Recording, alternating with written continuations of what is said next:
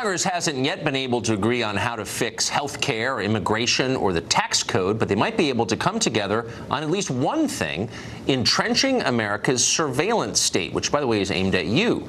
For the first time since Edward Snowden fled to Russia, the FISA law, which enables the collection of Americans' private communications, is up for congressional reauthorization, and Congress seems poised to approve it quickly.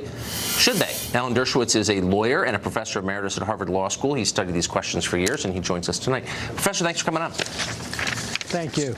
So I think everyone agrees, certainly I think, that you want robust intelligence agencies defending you from foreign threats, which are real and are proliferating. So I think we need surveillance. I'm just concerned because the bulk of the surveillance is of American citizens, and I'm not convinced the government does enough to separate them from the potential bad guys. Well, you're 100% right. It's one of the most complicated problems that we have, both technologically and legally.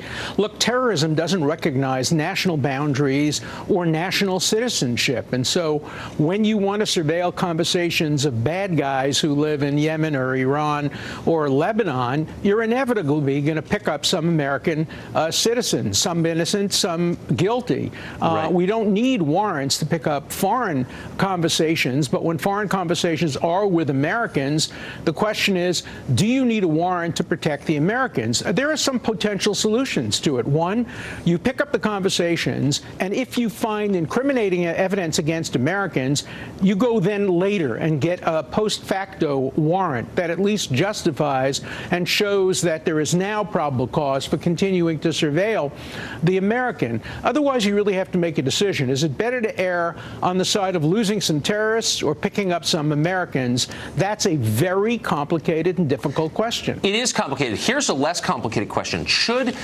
our intelligence agencies be allowed to pass on information on Americans that they pick up to the Justice Department for prosecution of domestic crimes? It's happened, and that seems to basically put the government in the role of secret police. What do you think of that? Well, I think it should require a warrant before you turn the material over to the Justice Department. We do more than that. We also turn information against Americans over to foreign countries. If we pick up some domestic surveillance that shows that an American is planning with a non-American against some other country, we turn that information certainly over to our allies in Great Britain and France and in Europe. So I think a warrant has a role to play. You can't have warrants for general surveillance because you don't know what you're going to pick up. You're looking for conversation. You're looking for noise, and then the experts filter through the noise and figure out when there's relevant information. Right. So it's very complex to get a warrant. But once you're turning it over to the Justice Department or to other governments, a warrant requirement makes some sense. Bottom line, I don't think you need to be crazy to be worried about this, though, do you? You should be worried about it. Again, there are no simple-minded solutions. Some civil libertarians say it's very simple. You should have a warrant for everything. Some on the other side say you shouldn't have a warrant for anything.